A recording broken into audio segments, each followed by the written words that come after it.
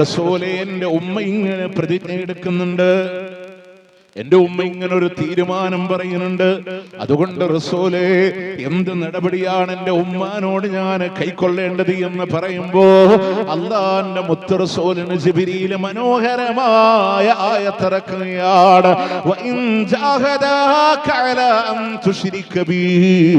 അവർ രണ്ടുപേരും നിന്നോട് ശിർക്ക് ചെയ്യാൻ പറഞ്ഞുകൊണ്ട് ജിഹാദ് ചെയ്താൽ, അവർ നിന്നോട് ശിർക്ക് ചെയ്യാൻ പറഞ്ഞാലെന്നില്ല, കൽപ്പിച്ചാലെന്നല്ല, ആഹ്വാനം ചെയ്താലെന്നല്ല, അവർ നിന്നോട് ജിഹാദ് ചെയ്താലെ പോലും ഫലാ തുതിഅഹുമാ, അവരെ രണ്ടുപേരെയും നിങ്ങൾ അനുസരിക്കണ്ട. ആ വിഷയത്തിൽ നിങ്ങൾ അനുസരിക്കാൻ പാടില്ല എന്ന് പറഞ്ഞ് ശിർക്ക് ചെയ്യാൻ പറഞ്ഞതല്ലേ. ഇനി എന്റെ ഔദാര്യങ്ങളിലൂടെ ജീവിക്കണ്ട എന്ന് തീരുമാനിക്കാനല്ല. വസ്വാഹിബുഹുമാ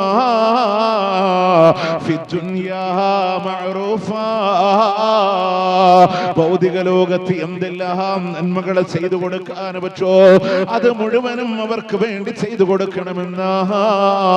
പക്ഷേ ശിർക്കിന്റെ വിഷയത്തിലൂടെ അനുസരിക്കല്ലേ എന്ന് പറയുമ്പോ സഅദ് റളിയല്ലാഹു അൻഹു നേരെ ഓടുന്നുണ്ട് ഉമ്മാന്റെ അരികിലേക്ക്. എന്നിട്ട് പറയുന്നു, ഉമ്മാ, ഒന്നല്ല 100 ശരീരം എന്റെ ഉമ്മാക്കുണ്ടായിട്ട് ഓരോ ശരീരവും എന്നെ മുന്നിൽ വെച്ചുകൊണ്ട് പടഞ്ഞു മരിച്ചാൽ ഞാൻ എന്റെ വിശ്വാസത്തിൽ നിന്ന് പിന്മാറുന്ന പ്രശ്നമില്ല ഉമ്മ, പിന്മാറുന്ന പ്രശ്നമില്ല ഉമ്മ. അല്ലാഹുവിന്റെ തൗഹീദിന്, അല്ലാഹുവിന്റെ വഹ്ദാനിയത്തിന് അത്ര വലിയ സ്ഥാനമുണ്ട് പ്രിയമുള്ളവരെ. നമ്മളൊക്കെ മനസ്സിലാക്കേണ്ടത് അല്ലാഹ്ക്ക് വേണ്ടി ശുക്ർ ചെയ്യാൻ. അതിൽ ഏറ്റവും വലിയ ശുക്ർ അവനെ മാത്രമായുള്ള ആരാധന. വമാ ഖലഖതുൽ ജിന്ന വൽ ഇൻസ ഇല്ലാ ലിയഅ്ബുദൂൻ. നമ്മൾ ഖുർആൻ ഓതുമ്പോ എപ്പോഴും നമ്മൾ ഇല്ലാ ലിയഅ്ബുദൂൻ എന്നാണ്. ആ വഖഫിന്റെ അവിടെ നോക്കി ഇല്ലാ ലിയഅ്ബുദൂനി കസർമല നിർത്തിയെ, എന്നെ മാത്രമായി ആരാധിക്കാൻ വേണ്ടിയിട്ടല്ലാതെ മനുഷ്യവർഗത്തെയും ജിന്നുവർഗത്തെയും ഞാൻ പടച്ചിട്ടില്ല എന്നല്ല പറയുമ്പോ അല്ലാഹനെ മാത്രം ആരാധിക്കാൻ, അവനോടൊന്നിനെയും പങ്കു ചേർക്കാതിരിക്കാൻ, പങ്കു ചേർക്കുന്ന ആളുകളോട് വഇന്നഹു അലാ ദാലിക ലശഹീദ്, അല്ലാഹനോടുള്ള നന്ദികേടിന് മനുഷ്യൻ സാക്ഷിയാണ്. അരുതേ എന്ന് പറയേണ്ട ബാധ്യത നമുക്കുണ്ട്. ആ അള്ളാഹിനെ സംബന്ധിച്ച് അള്ളാഹു നിയന്ത്രിക്കുന്ന ലോകങ്ങളെ കോഴിക്കോട് ചിറ്റടിമേത്തൽ അബൂബക്കർ മുസ്ലിയാരാണ് നിയന്ത്രിക്കുന്നത് എന്ന് പറയുന്നവരോട്, ഉപരിഭാഗത്തുനിന്ന് വെള്ളമിറക്കി തരുന്ന അള്ളാഹ്ക്ക് പകരം മൊയ്തീൻ ശൈഖാണ് മഴ പെയ്യിപ്പിക്കുന്നത് എന്ന് പറയുന്നവരോട് അള്ളാഹിനെ പറ്റി പറഞ്ഞു കൊടുക്കേണ്ട ബാധ്യത നമ്മളിലുണ്ട്. ജനങ്ങളോട് തെറ്റുകളോട് അരുതേ എന്ന് പറഞ്ഞു കൊടുക്കേണ്ട ബാധ്യതയുണ്ട്. ഇനി പ്രിയമുള്ളവരെ, ആ അള്ളാഹുവിന്റെ കാരുണ്യം അത് വിശാലമാണ്. ആ കാരുണ്യത്തെ മനസ്സിലാക്കണം. ആ കാരുണ്യം പരലോകത്ത് കിട്ടണം. അല്ലാഹു ആരാണ്? ഹുവർ റഹ്മാനുർ റഹീം, പരമകാരുണികനാണ്, കരുണാനിധിയാ. അല്ലാഹനെ അനുസരിച്ചാലും ഇല്ലെങ്കിലും ദുനിയാവിലൂടെ കരുണ ചെയ്യുന്നവര്. പക്ഷെ അല്ലാഹനെ അനുസരിക്കുന്നവർക്ക് മാത്രമായി പരലോകത്ത് കരുണ ചെയ്യുന്നവനാണെങ്കിൽ അല്ലാഹന്റെ കാരുണ്യം ദുനിയാവിലൂടെ നേടാൻ, അല്ലാഹന്റെ കാരുണ്യങ്ങളെ പരലോകത്തിലൂടെ നേടാൻ ദുനിയാവിൽ അല്ലാഹ് തരുന്ന കാരുണ്യങ്ങളോട് ശുക്ർ കാണിച്ച് ആഖിറത്തിൽ നന്ദി, അവന്റെ കാരുണ്യം വാങ്ങാൻ നമുക്ക് കഴിയണം. അല്ലേ? അല്ലാഹ് തരുന്ന കാരുണ്യം എന്ന് പറഞ്ഞ നിസ്സാരമല്ല. ഇവിടുത്തെ നിരീശ്വരവാദികളില്ലേ, അല്ലാഹ് ഇല്ല എന്ന് പറയുമ്പോ നോക്കി അല്ലാഹന്റെ ശാപം പെയ്തിറങ്ങുമാറ് അല്ലാഹുവിനെ മോശപ്പെട്ട പദങ്ങൾ പറയുമ്പോ ആ ചലിപ്പിക്കുന്ന നാവ് കൊടുത്തവനല്ല, അവൻ ഉപയോഗിക്കുന്ന എനർജി കൊടുത്തവനല്ല, അവന്റെ കലോറി ചെലവാക്കുന്നവെങ്കിൽ അത് കൊടുത്തവനും അല്ല. എന്നിട്ടാണ് അല്ലാഹ്ക്കെതിരെ പറയണേ. എന്നിട്ടും അവൻ ഉപയോഗിക്കുന്ന സൂര്യന്റെ പ്രകാശം ഒന്നാണ്, ചന്ദ്രന്റെ നിലാവലകൾ ഒന്നാണ്, പ്രകൃതിയുടെ അനുഗ്രഹങ്ങൾ ഒന്നാണ്. കാരണം അല്ലാഹു സുബ്ഹാനഹു വ തആല അർ-റഹ്മാനാണ്. അല്ലാഹനെ അനുസരിച്ചാലും ഇല്ലെങ്കിലും ദുനിയാവിൽ കരുണ ചെയ്യും. അല്ലാഹന്റെ കാരുണ്യം നിസ്സാരമല്ല കേട്ടോ. മുത്തനബി സല്ലല്ലാഹു അലൈഹി വസല്ലം സ്വഹാബത്തിന്റെ കൂടെ ഇങ്ങനെ ഇരിക്കുക. ആ സന്ദർഭത്തിൽ ഒരു ഉമ്മ തന്റെ കുട്ടീനെ അന്വേഷിച്ച് ഇങ്ങനെ ഓടുന്നുണ്ട്. കുഞ്ഞിനെ കാണാനില്ലാതെ, ചെറിയ മോനെ കാണാനില്ലാതെ കുറെ നേരം ഓടി. ആ മകനെ കണ്ടു കിട്ടിയപ്പോ വാരിപ്പിണർന്ന് ആ മകനെ ചേർത്ത് പിടിച്ച് ചുടുചുംബനങ്ങൾ കൊടുക്കുമ്പോ മുത്തറസൂൽ ചോദിക്കുന്നുണ്ട്, സഹാബ, ആ കുഞ്ഞിനെ ഉമ്മ തീയിലേക്ക്, നരകത്തിലേക്ക് വലിച്ചെറിയും നിങ്ങൾക്ക് തോന്നുന്നുണ്ടോ? അവര് പറഞ്ഞു, ഒരിക്കലുമില്ല, ഒരിക്കലുമില്ല. എങ്കിൽ ആ കുഞ്ഞിനോട് ഉമ്മ കാണിക്കുന്ന കാരുണ്യത്തെക്കാൾ നിങ്ങളോട് കരുണ കാണിക്കുന്നവനാണല്ല, നിങ്ങളോട് കരുണ കാണിക്കുന്നവനാണല്ല. അള്ളാന്റെ കാരുണ്യത്തിന്റെ ചിറകിലാണ് പ്രിയമുള്ളവരെ നമ്മളിവിടെ ജീവിക്കുന്നത്. പക്ഷെ ആ കാരുണ്യത്തിന് നന്ദി കാണിച്ചാൽ മാത്രമാണ് പരലോകത്ത് അള്ളാന്റെ കാരുണ്യം കിട്ടുള്ളൂ. ഒരു വാക്ക് ഞാൻ അതിന്റെ ഇടയിലൂടെ പറയാം. നമ്മളൊക്കെ പറയും ലഅനത്തുല്ലാഹ്, അള്ളാന്റെ ശാപം എന്ന് നമ്മൾ പറയാറുണ്ട്. അള്ളാഹു ശപിച്ച ആളുകൾ ലഅനല്ലാഹ്, അള്ളാഹു ശപിച്ചവരെന്ന് പറയലുണ്ട്.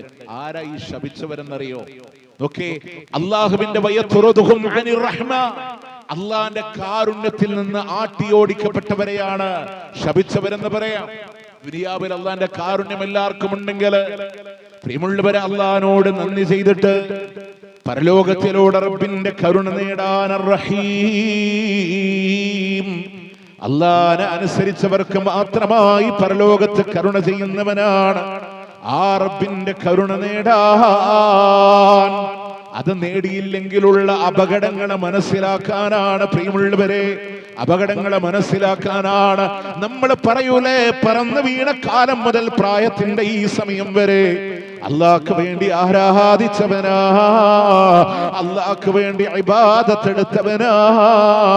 പക്ഷെ അള്ളാഹു തന്നതിന് പകരമായ ഇബാദത്തുകളുടെ കനം നോക്കിയിട്ടോ ആയുസിന്റെ 60കളും 70കളും പിന്നിട്ട കാലഘട്ടങ്ങളെ മുഴുവനോ ആരാധന ചെയ്ത അമലിന്റെ കനം കൊണ്ട് സ്വർഗത്തിലേക്ക് പോകാമെന്ന് വിചാരിക്കണ്ട, സ്വർഗത്തിലേക്ക് പോകാമെന്ന് വിചാരിക്കാനില്ല.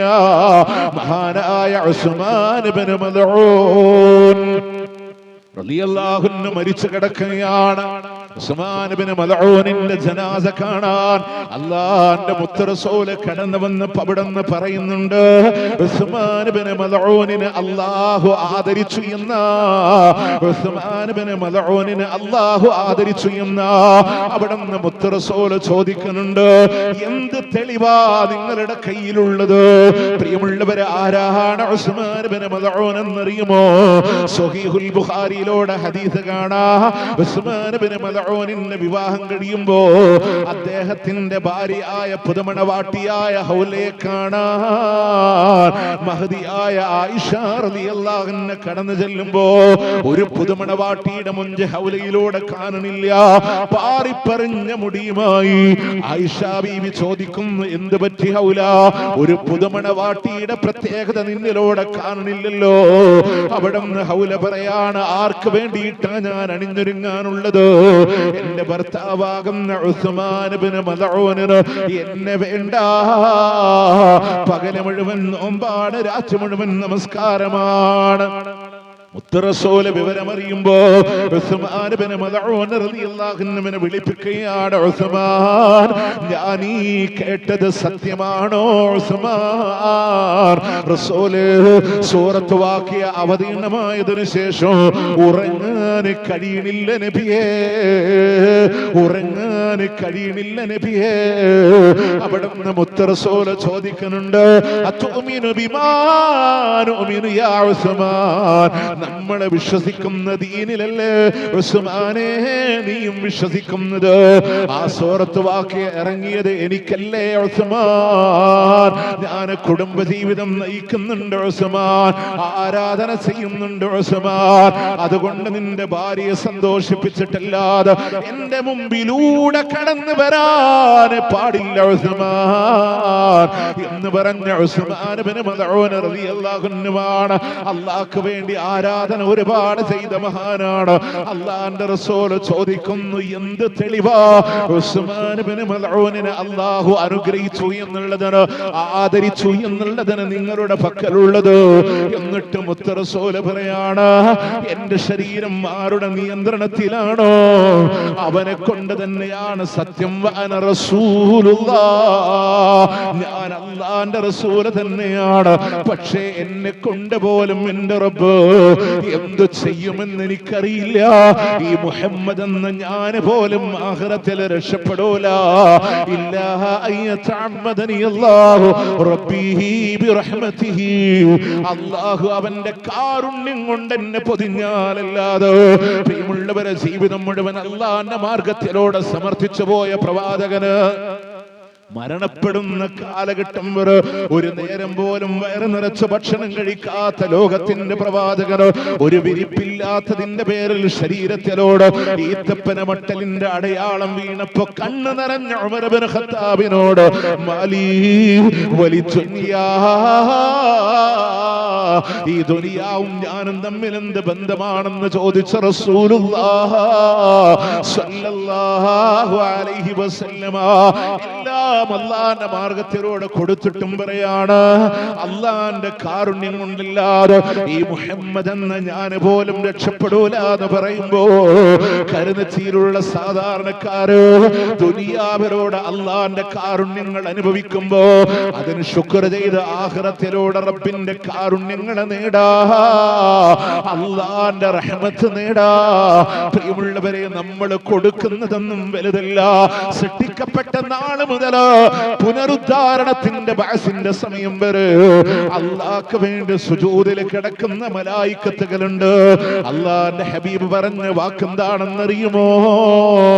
ഒരു കണ്ണുനീരെങ്ങാനും താഴേക്ക് വീണാൽ മലക്കുകളുടെ ശരീരത്തിലല്ലാതെ താഴേക്ക് പതിക്കാൻ സമയമില്ല, സ്ഥലമില്ലാത്തത്ര മാത്രം അല്ലാഹ്ക്ക് വേണ്ടി സുജൂദിലോടെ കിടക്കുന്ന മലായിക്കത്തുകളുണ്ട്. അവര് പരിപൂർണമായും സുജൂദിലാണ്.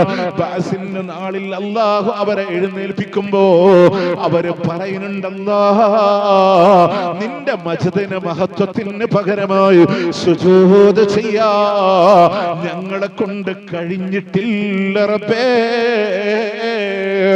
80കളല്ല 500കളുടെ ആയുസ് കിട്ടിയിട്ട് അത് മുഴുവനും അല്ലാഹ്ക്ക് വേണ്ടി ഇബാദത്ത് എടുത്താലും എന്റെ പ്രിയമുള്ളവര്, അല്ലാഹു തന്നതിന് തുലനം ചെയ്ത് സ്വർഗത്തിലേക്ക് പോകാമെന്ന് വിചാരിക്കണ്ട. അല്ലാഹുവിന്റെ കാരുണ്യം വേണമെന്നാണ്. ആ കാരുണ്യം കിട്ടാൻ ദുനിയാവിൽ അല്ലാഹുവിന്റെ കാരുണ്യം അനുഭവിക്കുമ്പോ അല്ലാഹ്ക്ക് വേണ്ടി ശുക്ർ ചെയ്യാൻ ഇതിൽ ഏറ്റവും പ്രധാനപ്പെട്ട ഒരു മേഖല പ്രിയമുള്ളവരെ, നമ്മളുടെ ഒക്കെ ജീവിതത്തിലെ നമ്മൾ അറിയേണ്ടത് ആ അല്ലാഹുവിന്റെ നിരീക്ഷണത്തിലാണ് നമ്മളുള്ളത്. അല്ലാഹ്ക്ക് വേണ്ടി വഴികേട് കാണിക്കരുത്. നമ്മൾ പറഞ്ഞു ശിർക്ക് ചെയ്യരുതെന്ന് പറഞ്ഞില്ലേ? അല്ലാഹു തആല മനുഷ്യൻ ചെയ്യുന്ന അക്രമത്തിനെ പ്രമാണങ്ങളിലൂടെ പഠിക്കുമ്പോൾ 3 രീതിയിലൂടെ പഠിപ്പിച്ചിട്ടുണ്ട്. അതിലൊന്ന് സൃഷ്ടാവിനോട് ചെയ്യുന്ന അക്രമമാണ്.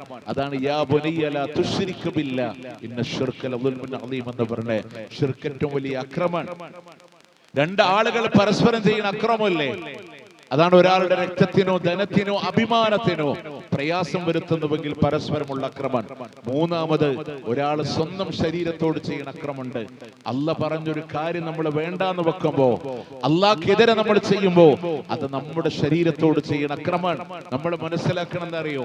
ഞാനത് കുഴപ്പമില്ലാതെ കടന്നു പോകും, പ്രയാസമില്ലാതെ കടന്നു പോകും എന്ന് നമ്മൾ ആരെങ്കിലും വിചാരിക്കുന്നുവെങ്കിൽ തെറ്റി. പ്രിയമുള്ളവരെ, കുറച്ച് ഗൗരവത്തിലൂടെ നമ്മളുടെ ആഖിറത്തിന് വേണ്ടി, പരലോകത്തിന് വേണ്ടി ഇതുകൂടെ പറഞ്ഞുകൊണ്ട് ഇൻഷാ അല്ലാഹ് ഈ സംഗമത്തോട് നമ്മൾ വിട പറയുന്നുവെങ്കിൽ പ്രിയമുള്ളവര്, ഈ ജീവിതം മുഴുവനും അല്ലാഹുവിന്റെ മുമ്പിലൂടെ സമർപ്പിക്കാനുള്ളതാ, അല്ലാഹുവിന്റെ മുമ്പിലൂടെ കൊണ്ടുപോയി വെക്കാനുള്ളതാണ്.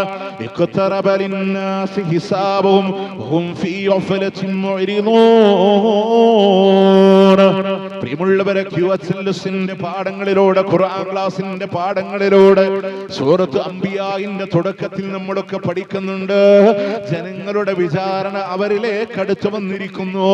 പ്രിയമുള്ളവരെ, മരണം വിളിപ്പാടകരെ കാത്തു നിൽക്കുമ്പോ അല്ലാഹുവിന്റെ മുമ്പിലൂടെ പഞ്ചപുച്ഛമടക്കി നിൽക്കാനുള്ളവരാണെങ്കിലോ, അല്ലാഹു നമ്മളെ വിചാരണ ചെയ്യാനുള്ളതാണെങ്കിലോ, സുമ്മല തുസ്അലുൻ എന്തെല്ലാം അനുഗ്രഹങ്ങൾ അല്ലാഹു തന്നിട്ടുണ്ടോ, എന്തെല്ലാം നിഅമത്തുകൾ ജീവിതത്തിലൂടെ അല്ലാഹു തന്നിട്ടുണ്ടോ, അതിനെക്കുറിച്ച് പൂർണ്ണമായും അല്ലാഹു ചോദിക്കുന്നവനാ. നമ്മളുടെ എല്ലാം അല്ലാഹു ചോദിക്കുന്നവനാണ്.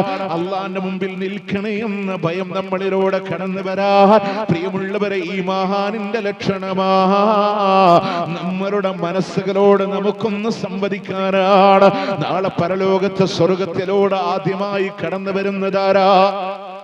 സ്വർഗത്തിലൂടെ ആദ്യമായി കടന്നു വരുന്നത്, സ്വർഗീയ കവാടങ്ങളിലൂടെ ആദ്യമായി വന്നു നിൽക്കുന്നത്, സ്വർഗത്തിൽ ഒരു കൊട്ടാരം പണിത് അല്ലാഹു കാത്തിരിക്കുന്നത് നബിയുനാ റസൂലുള്ളാഹി സ്വല്ലല്ലാഹു അലൈഹി വസല്ലമയാണ്. ആ പ്രവാചകൻ ഒരിക്കൽ അബ്ദുല്ലാഹ് ഇബ്നു മസ്ഊദ് റളിയല്ലാഹു അൻഹുവിനോട് പറയുന്നുണ്ട്, അബ്ദുല്ലാഹ് എനിക്കൊന്ന് ഖുർആനൊന്ന് ഓതിത്തരുമോ? അബ്ദുല്ലാഹ് ഇബ്നു മസ്ഊദ് റളിയല്ലാഹു അൻഹു പറയുന്നുണ്ട്, നബിയേ, ഈ ഖുർആൻ അങ്ങയിലേക്കാണ് അവതീർണമായതെങ്കിൽ അങ്ങനെയുള്ള താങ്കൾക്ക് വേണ്ടി ഞാൻ ഓതി തരണമോ? റഅബതി അന്നസ്മഅഹു മിൻ ഗൈരി, മറ്റൊരാളിൽ നിന്ന് കേൾക്കാനുള്ള കൊതി കൊണ്ടാണ് അബ്ദുല്ലാഹ്. അദ്ദേഹം പറയാണ്, ഓതി ഓതി ഞാൻ ഇതുവരെ എത്തുമ്പോ വല്ലാത്തൊരു തേങ്ങൽ കേട്ടുകൊണ്ട് എന്റെ തല ഞാൻ ഉയർത്തി നോക്കുമ്പോ റസൂലുള്ളാഹിന്റെ കണ്ണിലൂടെ കണ്ണുനീരിങ്ങനെ ഒലിച്ചിറങ്ങുകയാണ്. കരഞ്ഞിട്ട് പറഞ്ഞു, നിർത്തണേ അബ്ദുല്ലാഹ്. ഏതാണ് ആയത്തെന്നറിയുമോ? ഫകൈഫ ഇദാ ജീനാ മിൻ കുല്ലി ഉമ്മത്തിൻ ബിശഹീദിൻ വജീനാ ബിക അലാ ഹൗലാഇ ഷഹീദാ. 4-ാം അധ്യായത്തിന്റെ 41-ാമത്തെ ആയത്താണ്. ഓരോ ഉമ്മത്തിനും സാക്ഷികളായി അവരുടെ പ്രവാചകന്മാരെ കൊണ്ടുവരുമ്പോ നബിയേ, അങ്ങയുടെ ഉമ്മത്തിന്റെ സാക്ഷിയായി അങ്ങേ കൊണ്ടുവന്നാൽ എന്തായിരിക്കും അവസ്ഥ എന്ന റബ്ബിന്റെ ചോദ്യത്തിന് മുമ്പിൽ അല്ലാഹുവിന്റെ റസൂൽ തകർന്നിട്ടുണ്ടെങ്കിൽ പ്രിയമുള്ളവരെ ഒന്ന് തുലനം ചെയ്യാ. റസൂലുള്ളാഹിക്ക് സ്വർഗമുറപ്പാട്, കൊട്ടാരമുറപ്പാട്. എന്നിട്ട് പോലും ആ വിചാരണയെ ഭയപ്പെടുന്നുവെങ്കിലോ, അത് ഈമാനിന്റെ ഭാഗമാണെങ്കിലോ നമുക്ക് അല്ലാഹു സ്വർഗം തരുമോ എന്നുറപ്പില്ല.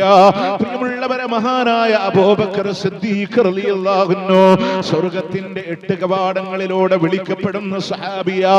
റസൂലുള്ളാഹിന്റെ സാഹിബ് എന്ന് ഖുർആൻ അഭിസംബോധനം ചെയ്ത സഹാബിയാണ്. ആ മഹാനായ അബൂബക്കർ റളിയല്ലാഹു അൻഹു മരച്ചില്ലകളിലൂടെ പാറിക്കളിക്കുന്ന പക്ഷികളെ കാണുമ്പോ കവിത പാടിയത്, ഞാനും ഒരു പക്ഷിയാണെങ്കിലോ അല്ലാഹുവിന്റെ മുമ്പിൽ വിചാരണയ്ക്ക് വേണ്ടി നിൽക്കേണ്ടി വരില്ലല്ലോ എന്നാണ് ഭയമാണ്. പ്രിയമുള്ളവരെ, അവർക്ക് സ്വർഗമുറപ്പായിട്ടും ആ ഭയമുണ്ടെങ്കിൽ ഓർക്കണേ, നിങ്ങൾ അതുപോലെ ഉമർ ഇബ്നു ഖത്താബ് റളിയല്ലാഹു അൻഹു മദീനയുടെ മസ്ജിദുൻ നബവിയുടെ മിമ്പറിൽ അല്ലാഹുവിന്റെ മുത്ത് റസൂൽ സ്വഹാബത്തിനോട് പറയുകയാ, സ്വർഗത്തിൽ അതിമനോഹരമായ അരുവിയുടെ ഓരത്ത് സുന്ദരമായ വെള്ളക്കൊട്ടാരം കാണിക്കപ്പെട്ടു എന്നാണ്.